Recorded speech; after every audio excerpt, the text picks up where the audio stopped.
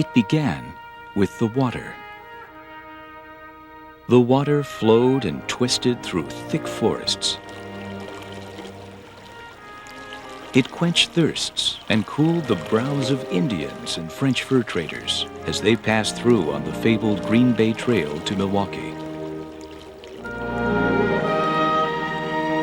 The water brought the earliest white settlers and land developer Ludwig Groth. It was Groth who sold the first plots of land to businessmen Friedrich Hilgen and Wilhelm Schrader. These German immigrants saw more than a picturesque creek. They saw energy, free energy, energy that could power a grist mill and give birth to a new community in the Wisconsin wilderness. The year was 1844, and the history of Cedarburg began.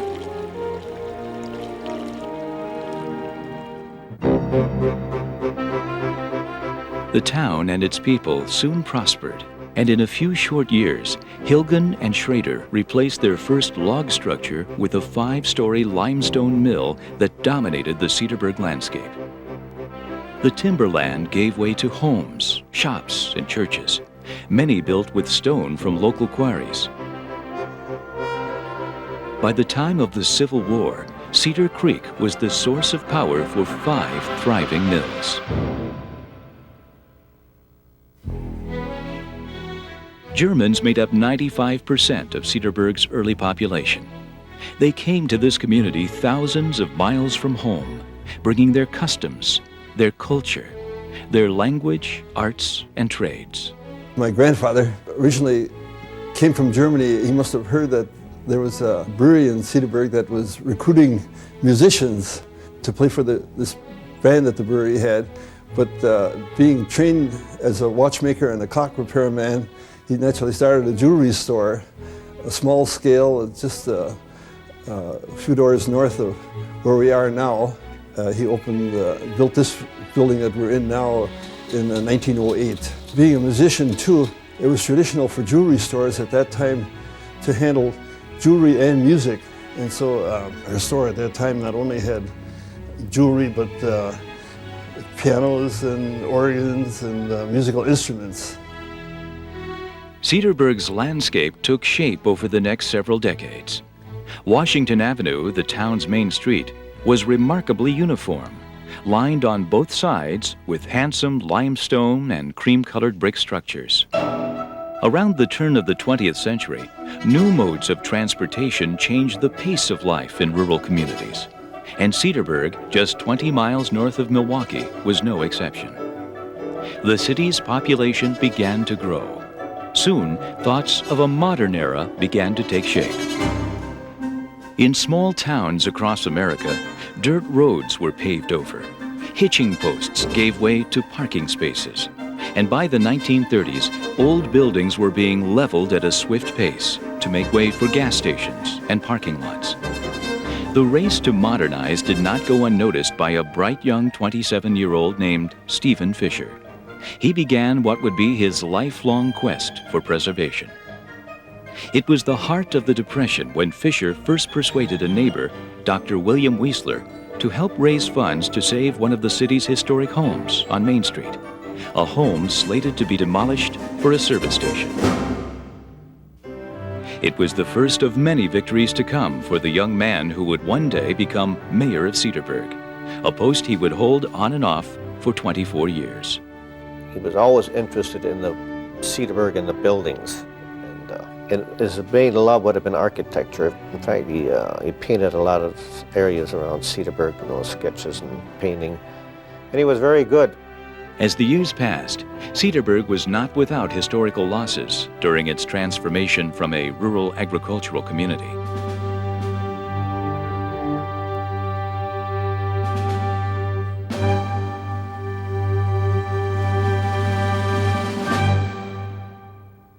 It was a beautiful summer morning, and I went to the 7 o'clock Mass early in the morning, and the sun was streaming through the stained glass windows. And Father Leo came up for the sermon and announced that they were going to build a new church in back of St. Francis facing South Washington Avenue. And a year later, they would tear St. Francis down for a parking lot. And I proceeded to go home, and I told my brother what I had heard or what the plans were. And of course, he almost, shall I say, had a fit. And that's when he decided to run again, to do something about if he could save the church. Re-elected Mayor Stephen Fisher saved the century-old church. But it wasn't long before he was faced with another crisis. It was now 1970, and the Wittenberg Woolen Mill, a downtown focal point, was slated to be torn down for a convenience store and gas station. Fisher stalled on approval of the demolition permit, while he sought out buyers interested in saving the building. It was an unheated shell. Roof leaked. About 800 windows were broken. Part of it was boarded up. It was a very cold, dank place. And I thought that maybe if the wine business would work commercially, that this would give some functionality to the building which would justify the cost of purchasing and starting a renovation. Historic preservation starts with an idea as to what a building could be recycled to. And then it goes from there. Well, the winery attracted some traffic, and then the shops, as they went in, they attracted traffic, and the two fed off each other, and so that helped make everything more viable. After that happened, then there was a change of attitude of people. They could see the possibility of the properties being worth more actually by being preserved and being torn down or altered a great deal. There was opposition. I mean, people just didn't see the point. It didn't seem to, they wanted to modernize like everybody else, I guess. And the success of the winery is what changed their minds. Cedarburg preservation and restoration began in earnest, building after building, structure after structure.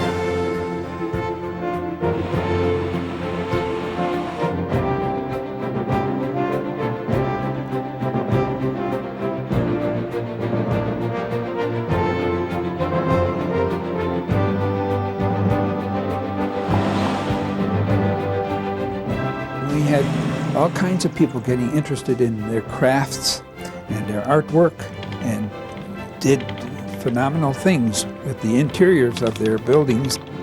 And it stimulated people to come to Cedarburg and shop and visit. And before you knew it, practically every building in Cedarburg was occupied with some kind of art shop or craft shop or antique shop. And so we were different than other communities. We were on the go by preserving what we had.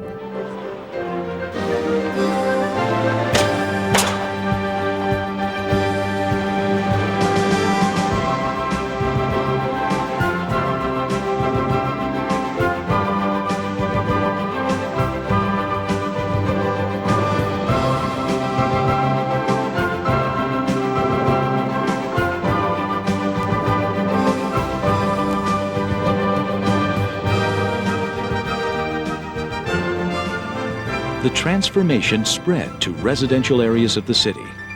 Homeowners wanted to be part of the preservation. Well, actually, I think Cedarburg is more attractive today than it was when I was a child. The people really care about their houses and their buildings and keep them up. When I was a child, there were a lot of Victorian frame buildings that they were all painted white. Today, they still may be partly white, but they have other colors that accentuate the nice architectural details on them. And the new people embraced the ideas as much, if not more so sometimes, than some of the old-timers. They looked at Cedarburg through new eyes, and they saw the possibilities for buildings, and they saw what could be.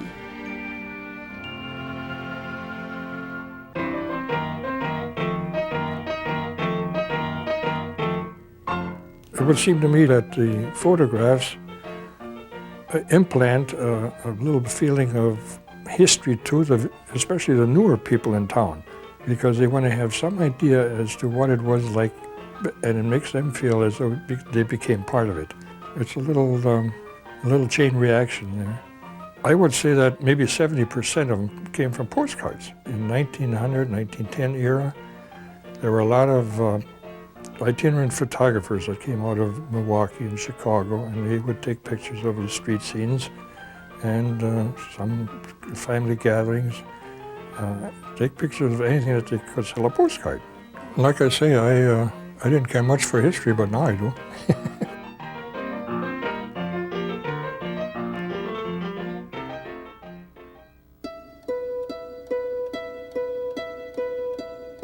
The mindset of preservation goes beyond bricks and mortar in the hearts of the young and old in Cedarburg.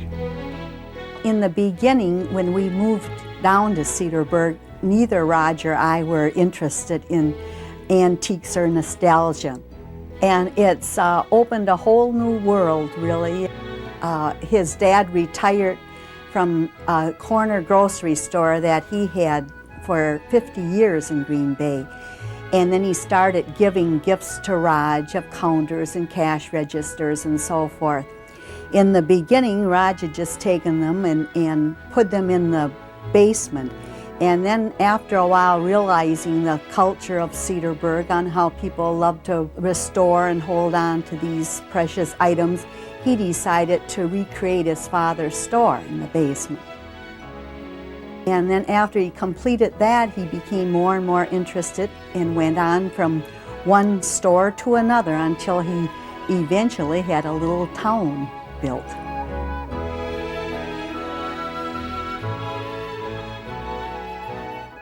Only a place like Cedarburg would be able to allow an 18-year-old like me to get a wonderful chance of putting my clothing on display. It started out as I had this deep love of history and I sort of needed an outlet to put it in. I needed somewhere to go with it. And I'd always really been fascinated with old clothes and old photographs. And it was through Cedarburg that I first found the shops and things where it was available to purchase these things. That's how I started my collection. I love the history.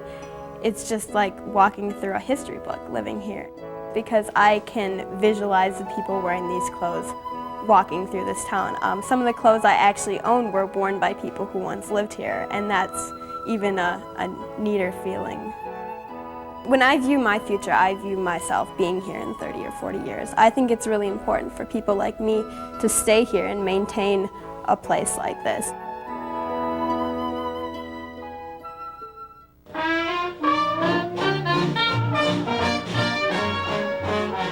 The gift that historic preservation gave to Cedarburg was the best of both worlds. The city continues to grow in modern ways, but never overpowers the focal point of its heritage and beauty.